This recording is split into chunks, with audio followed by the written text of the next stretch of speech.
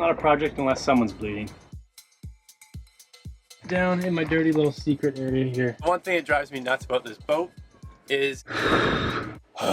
Welcome to Sailing Jibsea. 2 years ago, we knew nothing about sailing, but took off from Canada with an urge for adventure. I'm Steph, this is Travis, and this is our home, Jibsea. We moved quickly and in a short time have made it down south and even crossed an ocean, but we still have a whole lot more of the world to see. Subscribe and join our life on the water.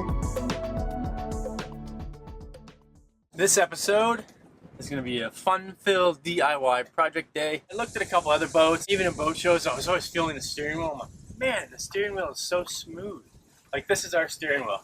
If I give it a yank, it barely turns a quarter. It's not smooth for a couple reasons, which I didn't know in the beginning. One, center cockpit boats, you're really far from your steering quadrant. You have a lot of blocks and shivs and things to go around before it meets the linkage of the steering. So you're left with a lot more friction points, and that's usually why center cockpit boats will have stiffer steering. I haven't been in any other center cockpit boats that felt their steering, so I can't really compare, but I feel like ours is pretty stiff. I've gone through all of our steering components. There is some wear and there's some chafe points, and to be honest, that's the one thing that drives me nuts about this boat is how the steering was set up. If you are a center cockpit boat, you want to find perfectly straight runs to create less friction.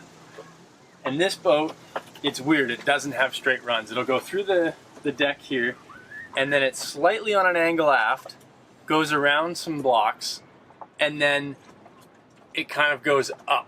Then from there, it kind of zigzags a little bit, or it S's to the back, where it goes around another set of blocks to the steering quadrant. What that means is it needs to have a cable conduit, just like on a brake cable for a bike. If this boat just had a straight run from the gear here, straight down to the block, then straight back to the quadrant with another block, it would have a lot less friction than going through all this conduit. You really do want to replace all your steering components every 10 years, or give them a thorough check every few years to make sure you don't have chafage or wearing in the cables or anything like that, to keep things operating smoothly and without any faults at sea. A huge shout out and thank you to Edson Marine, who supplied the cabling and conduit for this project. I just can't thank him enough. This is such an important piece on the boat steering, and for us to have a whole new setup, just peace of mind that all of it's going to be good. There is some chafing in some of the conduit. Since this boat's 32 years old, they've come up with a couple new ideas to keep the cabling running smoother on certain lengths of conduit. They put a grease fitting every 5 feet, keep that conduit and that cable nice and lubed. Really excited to now add that to our system. It'll be self-lubing and it'll just be fantastic, and I can't wait to see the difference like I showed you right here. Ugh. Now, maybe half a turn. So what you want to do first, remove the steering wheel. This is just a nut, since our wheel folds in. Just remove the compass. On ours, it's 2 screws up top. If you're not confident with a drill, use a screwdriver. Then there is a pinch screw. Put that somewhere safe. Now you're left with this. On this pedestal, I have 4 screws. Then you got some linkages down here, you can see, cotter pins. You just got to remove those cotter pins, pull the links off, and then you'll get this part off. That's if you want to take this off to get all this. What I'm going to do as well is replace the wheel shaft bearings. Our old dock neighbor had some extras, so he gave me one of those. Thank you. So here's what I'm talking about. Right in here, this is underneath our quadrant. Here's the conduit that comes down. Goes down here into some blocks that are in and around there. From there, they go around blocks that are there, and then they go through, and they kind of go up to the quadrant back here. It's 10 feet of a run all the way to the second set of blocks that then go to the quadrant, and that conduit creates a lot of friction. That's where I think this design was kind of silly, but I understand why they had to do it. I'm hoping I don't have to pull too much apart. We just cleaned the boat up yesterday. I hate to get it all messy again.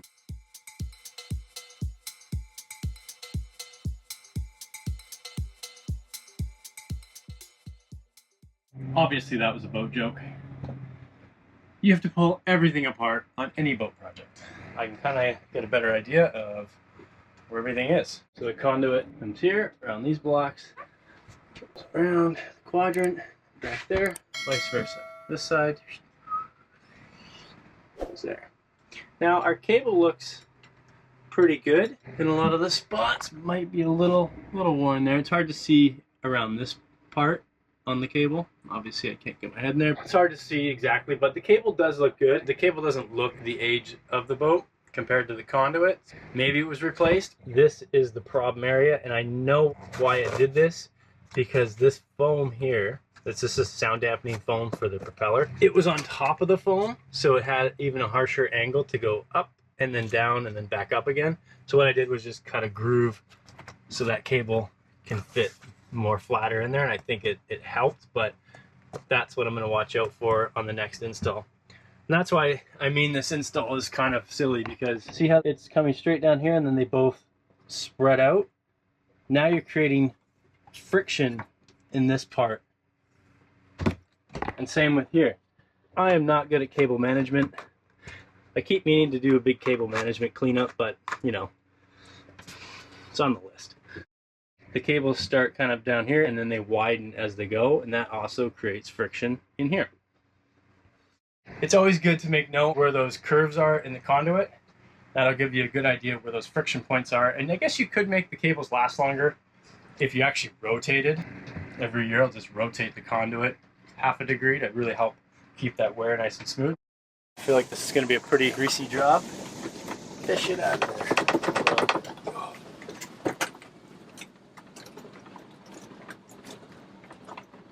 Pause there, and let's just make sure the chains are the same size, or everything looks the same. Yep, perfect. It's always good when you know you measured correctly. Oh, there's grease everywhere. So it looks like these cables are crimped on, so I'm going to have to cut them off. I didn't really want to cut them off until I had the entire system installed. I'm going to try to cut it up here somewhere in case the other cables aren't long enough. I did measure 4 times. They should be correct, but just in case. So I'm just going to remove these eyelets. I'm going to try to cut them right here because I had another 2 inches on this bolt, this eyelet bolt, just in case I need to extend it. I'm sure I won't, but better safe than sorry. Oh, there it is. Well, that doesn't make sense anyways. I can't run this through. I have to cut it here. Bummer. No turning back. Gonna be a greasy job. Okay. Should just be able to yank this whole thing out.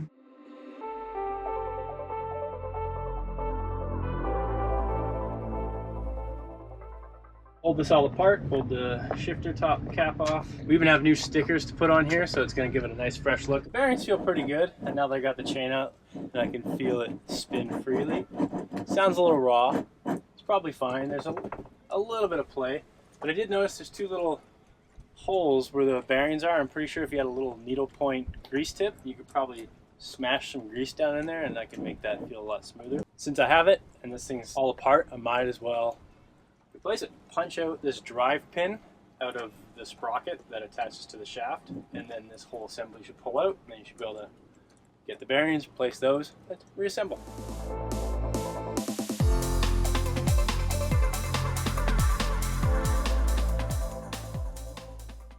That seemed aggressive. If the bearings weren't wrecked, they feel wrecked now. No, not really, but the only tool you need is a snap ring tool. Get it in there. And that seems quite impossible.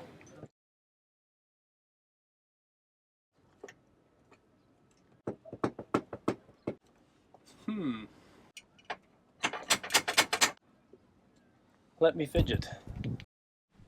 I kind of found a method. You gotta hold the shaft, hold that, and then just tap as you pull.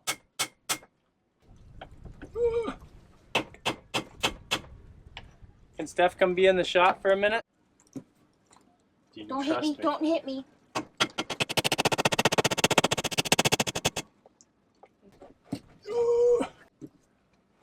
Line it up, line it up. But I forgot to hold on to the sprocket.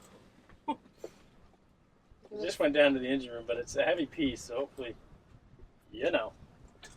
Whoops. Now I'm just gonna reassemble it the exact same way I took it apart, but with fresh grease and lube. And right now I'm using the Super Lube. It's a Teflon based lube, so that's good stuff.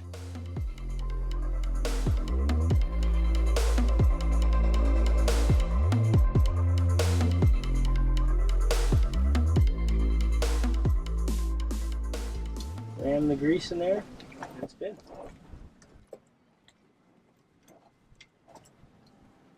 Bada boom! What the f was that? Whatever that was sharp. Oh, Jesus. What was that? A knife blade. Oh. Not gonna lie, this is a pretty dirty job.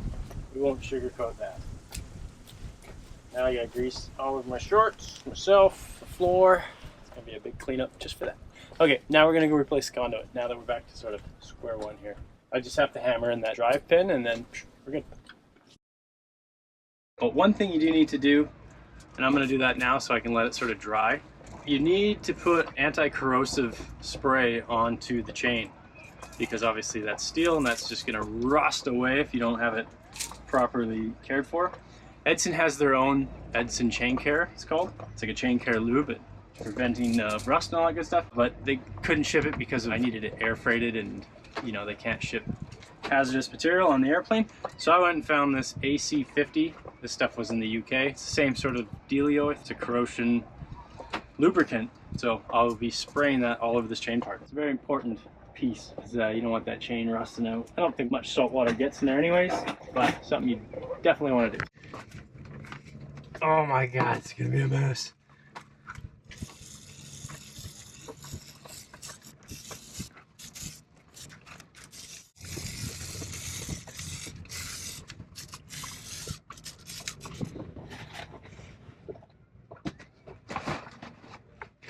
So once you've made an absolute atrocious mess on everything you own, put it aside, and now we're gonna go and fit these conduits. So I took the top end caps off. Look like that. The conduit's supposed to just go inside, and that threads onto a mount or the block. Now let's check out this cable. I thought these ones are good, but apparently not. That one broke right off, so that kind of goes right there. It's supposed to be that, and it holds it in place. So that's sheared off. Whoa. Crazy.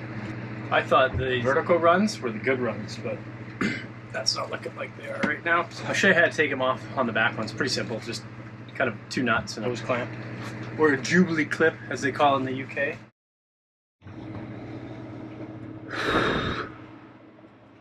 You can't see, but I am dripping like a waterfall here. I was hoping this was going to give me an easier time, but it's not. Two of the ends broke off. That's what it's supposed to look like. The bolt on that side. That's what I'm getting. And they broke off pretty much in the worst spot. Down in my dirty little secret area here. Right here's the one I got off.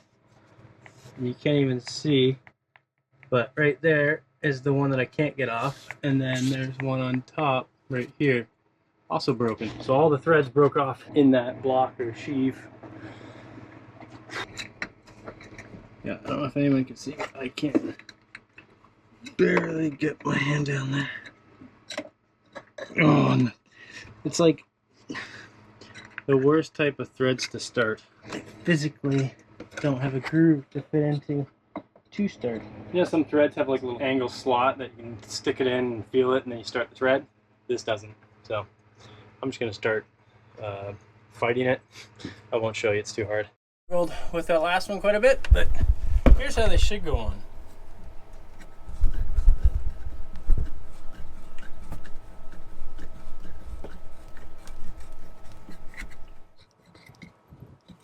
Ta-da!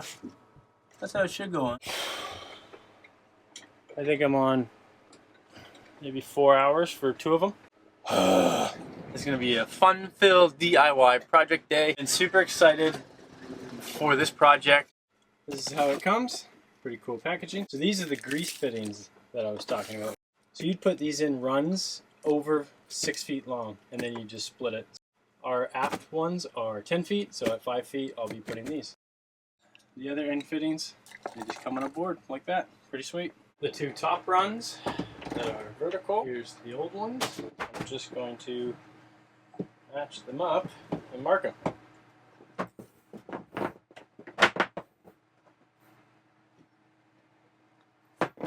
I guess these two are the exact same. It would make sense if they weren't.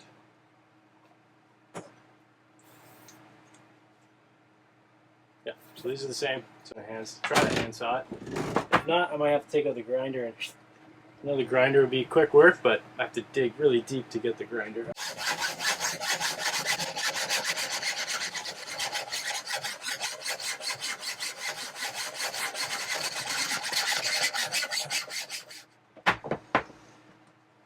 Best to get the grinder.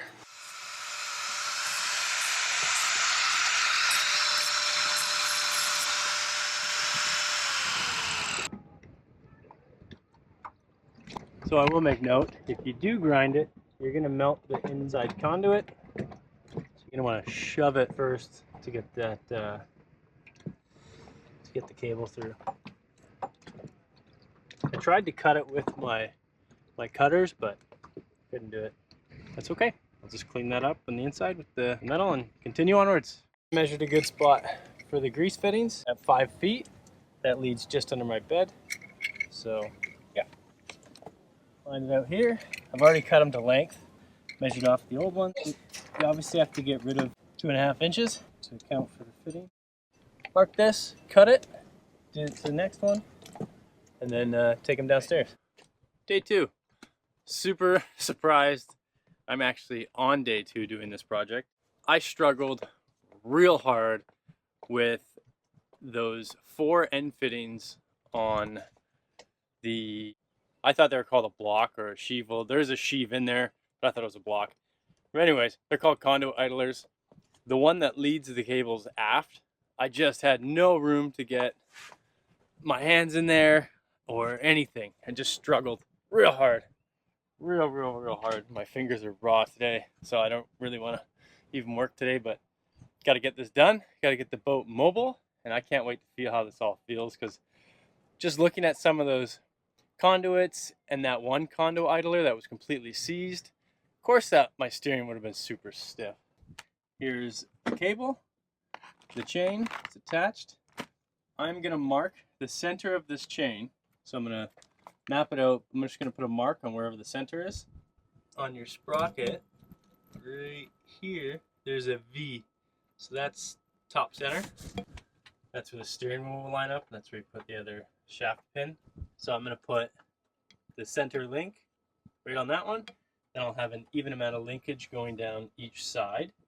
Then I'm just going to feed the cables through all the conduit idlers, run it back to the quadrant, and then I'm going to dry fit it all, because I think I have a few extra feet on this cable that I'll have to just cut off. I'll map it all out before I crimp anything down. Just say, okay, that's a good size, and then pull it all back out. And then I'm going to lube the cable as I refeed it back through all the conduit.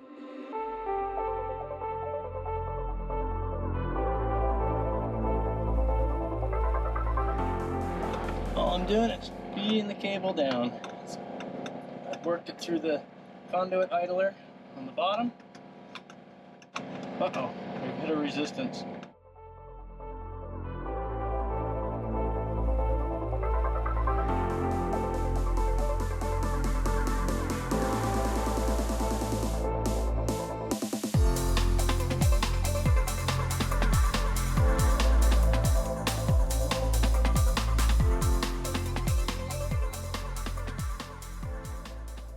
Got it all mocked up downstairs. The cable's cut, it's on the little eyelets, and it is on the quadrant. It's not bolted down super tight or anything, it's just there. And then what I did up here, since I don't have a wheel lock, so I tied a rope there, physically can't go left or right. I actually might have just got lucky, but nothing's tight yet. So autopilot right now, see that? Perfect. How it is right now, if I just tighten everything up evenly, we should have exactly a straight wheel, and we should have our autopilot on straight as well. I'm going to mark those eyelets where I want them tight, then I'm going to take them off and really just grease the lines as much as I can. I'm not going to pull the cable all back out again. But I'm going to pull it out a bunch out of the conduit, and then I'm going to spray a ton of lube down into the conduits and then just work the cables. I think that'll be good because the two top ones are vertical, and obviously gravity will do its effect from the aft to the center. I'll start on the aft, and then as well the conduits are on an angle down, and I have those grease fittings halfway, so before I fill that with grease I'll just soak it with lubricant and work the wheel and let it soak out from there. I think that'll work out quite well for what I'm doing.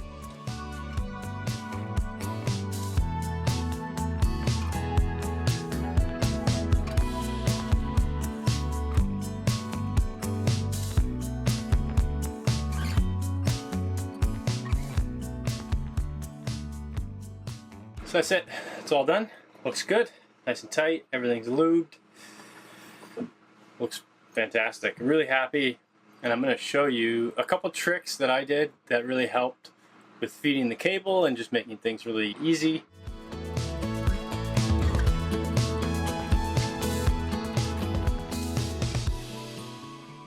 And that's it. She's all done. Well, mechanically. Aesthetically, I'm going to pull apart all of this stuff again and give it a paint because I bought some stickers so I can place forward and neutral and the fast, so I can just give this pedestal a nice facelift. And then I also bought from them this bad boy. Had my eye on one of these for a long time, and they're really hard to find, so since we're getting a bunch of stuff from them, figured I'd order extra. Oh, that's so sexy. I'll give that a hand tighten and I'll give it a crank with the tool. So if you guys remember from the beginning, so if I cranked this thing, it would turn about that much. And that was it. Look at this now. It's like goes full way around. That is a huge difference. Oh my god, it's actually gonna make hand steering really enjoyable because for the longest time I was actually, just on autopilot because it was already so stiff and you're already kind of fighting it anyways, and then you're like, ugh. So now a little bit more ease with my steering. Oh, it's just gonna be a joy to use. And it looks good now. Oh, once I update this and get the stickers on there. Boom. Thanks again, Edson. Super impressed, super happy. And if your steering is a bit stiff, start looking at your components and start thinking about re-and-reing it, because oh my god, what a huge difference. That's insane. Oh, love it. Alright guys, if you stuck around this long, you must be interested in the install, so I will give you a couple tips and tricks to make your life a little smoother on installing it. So first we'll start with the conduit. When you're cutting the conduit, instead of just taking your grinder and hacking straight through, what you'll do is you'll melt the inside sheath of the conduit. What you're going to want to do is, as you cut, rotate the conduit, because you'll cut just the metal on the inside, and if you take your time, you actually won't melt the inside of that conduit at all. However, if you do, what I do on every end that I cut, I take a 9/32 drill bit and you just drill it out, so you now have a nice clean hole. That'll allow the wire to run smoothly through at your junction ends, so every end fitting you won't be fighting that cable, because if you're running 20+ foot of cable through and you're 8 feet back from that cable where you're able to push, it's going to hit that resistance and make your life a nightmare. Another thing, when you're installing the conduit, if you do grind this and you do melt the outer casing, you want to clean it up. So with the grinder, I just kind of put it on an angle and smoothed it out, or you can take a file, go around the edge, and what you're trying to do is just make the outer edge smooth versus aggressive like that.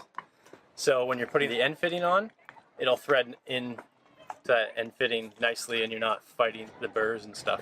Cable tips. So when they give you this cable, it actually comes soldered on the end. versus if you want to put it all together, cut it to length, and pulled it out again, you're going to be left with an unsoldered end. And if you did run into any of this where you didn't drill out the conduit on the inside, you'll catch the unsoldered end, and then you'll fray your cable, and it'll just be aggressive. So thread the whole cable through with their soldered end, and they're not always perfect. So for example, this one, it had a little burr, so I just took a file and I actually filed down the entire end to make it smooth and no burrs. And what that's going to do is it's just going to allow that cable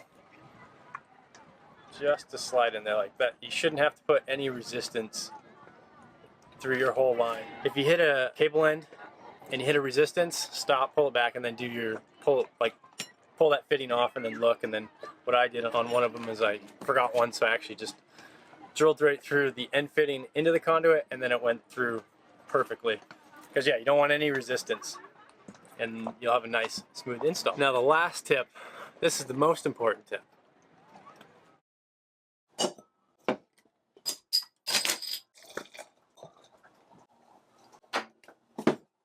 And that is to sit back, enjoy a beer, and enjoy your small victory.